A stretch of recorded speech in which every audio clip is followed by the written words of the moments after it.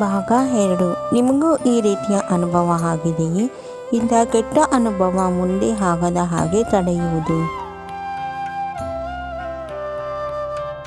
ಇಂದಿನ ವಿಡಿಯೋದಲ್ಲಿ ನಮಗಾಗುವ ಕೆಟ್ಟ ಅನುಭವಗಳ ಬಗ್ಗೆ ತಿಳಿದಿರುತ್ತದೆ.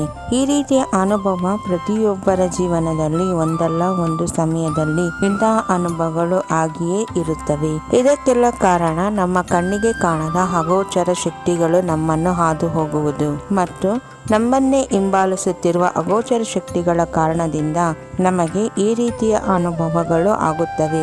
ಆದ್ದರಿಂದ ನಾವುಗಳು ಮತ್ತು ನಮ್ಮ ಮನೆಯ ಸದಸ್ಯರು ಕೆಲವೊಂದು ಮುಂಜಾಗ್ರತಾ ಕ್ರಮಗಳನ್ನು ಅನುಸರಿಸುವುದರಿಂದ ಇಂತಹ ಅನುಭವ ಹಾಗೂ ಇದರಿಂದ ಮುಂದಾಗುವ ಅನಾಹುತಗಳನ್ನು ತಪ್ಪಿಸಬಹುದು. 1. ನಿಷಿದ್ಧವಾದ ಪ್ರದೇಶಗಳಿಗೆ ಒಬ್ಬಂಟಿಯಾಗಿ ಹೋಗಬಾರದು. 2. ರಾತ್ರಿಯ ಹೊತ್ತು ಒಬ್ಬಂಟಿಯಾಗಿ ಸ್ಮಶಾನದ ಸುತ್ತಮುತ್ತಲಿನ ಕಡೆಯಲ್ಲಿ ಓಡಾಡಬಾರದು. 3. ಎಲ್ಲಿಯಾದರೂ ಪದೇ ಪದೇ ಅಪಘಾತಗಳು ಸಂಭವಿಸುತ್ತಿರುವ ಜಾಗಗಳಲ್ಲಿ ತುಂಬ ಜಾಗ್ರತೆಯಿಂದ ಇರಬೇಕು. 4. ಜನನಿಬಿಡ ರಸ್ತೆಗಳಲ್ಲಿ ಅಥವಾ ಪ್ರದೇಶಗಳಲ್ಲಿ ಒಬ್ಬಂಟಿಗರಾಗಿ ಓಡಾಡುವುದನ್ನು ಮಾಡಬಾರದು. 5. ಯಾವುದೇ ಕಾರಣಕ್ಕೂ ರಾತ್ರಿಯ ಹೊತ್ತು ಹೆಂಗಸರು ಅರಿಶಿನ ಹಚ್ಚಿಕೊಂಡು ಹೂವನ್ನು ಮುಡಿದುಕೊಂಡು ಹೊರಗೆ ಓಡಾಡಬಾರದು. 6. ಎಲ್ಲಿಯಾದರೂ ಅಪಘಾತವಾಗಿ ಯಾರಾದರೂ ಮರಣ ಸಂಭವಿಸಿರುವ ಸ್ಥಳಗಳಲ್ಲಿ ಒಬ್ಬಂಟಿಗರಾಗಿ ರಾತ್ರಿ ಹೊತ್ತು ಓಡಾಡಬಾರದು. 7. ಮನೆಯ ಸದಸ್ಯರು ಯಾವುದೇ ಕಾರಣಕ್ಕೂ ಅಮಾವಾಸ್ಯೆ ದಿನದಂದು ರಾತ್ರಿ 12ರ ಸಮಯದಲ್ಲಿ ಹೊರಗಡೆ ಓಡಾಡುವುದನ್ನು ಮಾಡಬಾರದು.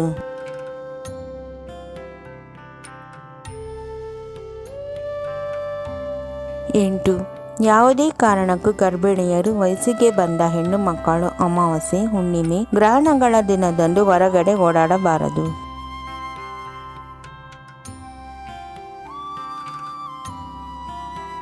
9. ಹೆಂಗಸರು ಅಥವಾ ಹೆಣ್ಣು ಮಕ್ಕಳು ಹೊರಗಡೆ ಓಡಾಡುವಾಗ ತಮ್ಮ ಕೂದಲನ್ನು ಗಾಳಿಗೆ ಹಾಗೆಯೇ ಬಿಡದೆ ಕನಿಷ್ಠ ಒಂದು ಕ್ಲಿಪ್ ಅಥವಾ ಒಂದು ಹೇರ್ ಬ್ಯಾಂಡ್ ಅನ್ನಾದರೂ ಧರಿಸಬೇಕು. 10.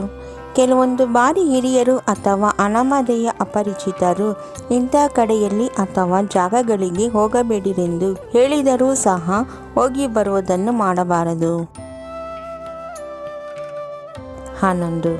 ದಾರಿಯಲ್ಲಿ ಹೆಣವನ್ನು ಹೊತ್ತು ಅಡ್ಡ ಬಂದವರನ್ನು ಮುಟ್ಟುವುದಾಗಲಿ, ಹೆಣವನ್ನು ಹೊತ್ತು ಹೊರಟ ಯಾವುದೇ ವಸ್ತುಗಳು ನಿಮ್ಮನ್ನು ಸೋಕುವುದಾಗಲಿ ಎಡುವುದಾಗಲಿ ಯಾವುದೇ ಕಾರಣಕ್ಕೂ ಮಾಡಬಾರದು. 12. ಯಾವುದೇ ಕಾರಣಕ್ಕೂ ಹೆಂಗಸರು ಮುಖ ಮೈಕೈಗಳಿಗೆ ಅರಿಶಿನವನ್ನು ಹಚ್ಚಿಕೊಂಡು ಹೂವನ್ನು ಮುಡಿದುಕೊಂಡು ಮಧ್ಯಾಹ್ನ 12ರ ಸಮಯದಲ್ಲಿ ತಮ್ಮ ಮನೆಯ ಟೆರೆಸ್ ಮೇಲೆ ಅಥವಾ ಮಹಡಿಯ ಮೇಲೆ ಒಬ್ಬಂಟಿಗರಾಗಿ ನಿಂತುಕೊಳ್ಳಬಾರದು. 13. ಕೆಲವೊಂದು ಬಾರಿ ಹೆಂಗಸರು ತಲೆಗೆ ಸ್ನಾನ ಮಾಡಿ ತಲೆಯ ಕೂದಲನ್ನು ಒಣಗಿಸುವ ಸಲುವಾಗಿ ಮಧ್ಯಾಹ್ನದ ವೇಳೆಯಲ್ಲಿ ಬಿಸಿಲಿಗೆ ಒಡ್ಡಿ ನಿಲ್ಲುತ್ತಾರೆ. ಈ ರೀತಿ ಮಾಡಿದಲ್ಲಿ ಅಗೋಚರ ಶಕ್ತಿಗಳು ಅವರನ್ನು ಆವರಿಸುವ ಅಥವಾ ಸೋಕುವ ಅವಕಾಶಗಳಿರುತ್ತವೆ. ಆದ್ದರಿಂದ ಜಾಗ್ರತೆಯಿಂದ ಇರಬೇಕು ಹಾಗೂ ಹೊರಗಡೆ ಹೋಗದೆ ಮನೆಯಲ್ಲಿಯೇ ನಿಮ್ಮ ಕೂದಲನ್ನು ಒಣಗಿಸಿಕೊಳ್ಳಿ. 14.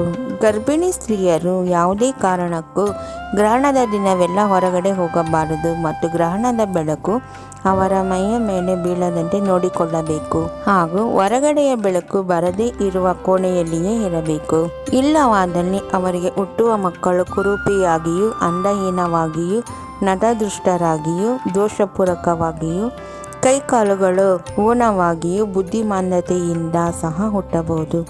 ಇದರಿಂದ ಅವರ ಮಕ್ಕಳ ಬೆಳವಣಿಗೆ ಕುಂಠಿತವಾಗಿಯೂ ತುಂಬ ಕಷ್ಟಕರವಾದ ಜೀವನವನ್ನು ನಡೆಸುವುದಲ್ಲದೆ ಜನರ ಧೋರಣೆಗಳಿಗೆ ತುತ್ತಾಗುತ್ತಾರೆ ಮತ್ತು ಅಂಗವೈಫಲ್ಯವನ್ನು ಹೊಂದಿ ತಮ್ಮ ಮುಂದಿನ ಜೀವನವೆಲ್ಲ ದುಃಖಿತರಾಗಿ ಜೀವನವನ್ನು ನಡೆಸಬೇಕಾಗುತ್ತದೆ.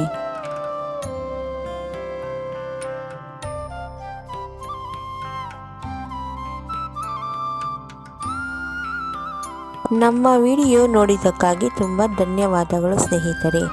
ನೀವಿನ್ನೂ ನಮ್ಮ ಚಾನೆಲನ್ನು ಸಬ್ಸ್ಕ್ರೈಬ್ ಮಾಡಿಲ್ಲವಾದರೆ ದಯವಿಟ್ಟು ಈಗಲೇ ನಮ್ಮ MS ಯೂಸ್ಫುಲ್ ಮಾಹಿತಿ ಚಾನೆಲನ್ನು ಸಬ್ಸ್ಕ್ರೈಬ್ ಮಾಡಿ, ಬೆಲ್ ಐಕಾನ್ ಮೇಲೆ ಕ್ಲಿಕ್ ಮಾಡಿ, ನಿಮ್ಮ ಸ್ನೇಹಿತರಿಗೆ ಶೇರ್ ಮಾಡಿ. ಎಲ್ಲರಿಗೂ ಈ ಮಾಹಿತಿ ತಲುಪಲಿ. ಮುಂದಿನ ವಿಡಿಯೋದಲ್ಲಿ ಸಿಗೋಣ.